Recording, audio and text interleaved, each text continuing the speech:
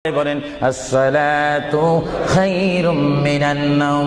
মুয়াজ্জিন যখন আযান দিয়ে দেয় ওই টাইমে রহমতের ৭০,০০০ ফেরেশতা দুরূদ শরীফ পড়তে পড়তে আমার প্রিয় নবীর রওজা মোবারকের মধ্যে উপস্থিত হয়ে যায়।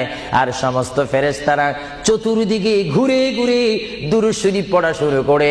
আবার যখন মাগরিবের আযান হয় তখন ফেরেশতারা চলে যায়। আবার ৭০,০০০ ফেরেশতা নতুন করে রাত্রের মধ্যে নাজিল হয়। তাফসীরের মধ্যে আসে দিনে ৭০,০০০, রাত্রে ৭০,০০০। আজকে দিনে যারা আগমন করলো ফেরেশতা কিয়ামতের আগে তারা আর আসার সুযোগ পাবে না। আজকে যারা আসলো কিয়ামত পর্যন্ত এক গ্রুপ অপর গ্রুপের সঙ্গে সাক্ষাৎ হবে না।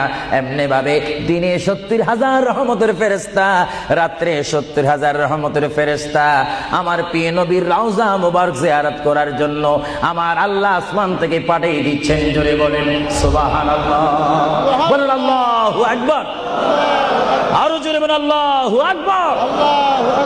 তাহলে এই হাদিসে প্রমাণ হচ্ছে মুহাম্মদ রাসূলুল্লাহর রওজা মুবারকে দিনে যদি ৭০,০০০ রহমতের ফেরেশতার আগমন করে, রাত্রে যদি ৭০,০০০ আগমন করে, ৭০ দুটোটা ৭০ যদি যোগ দেওয়া হয় কত হবে?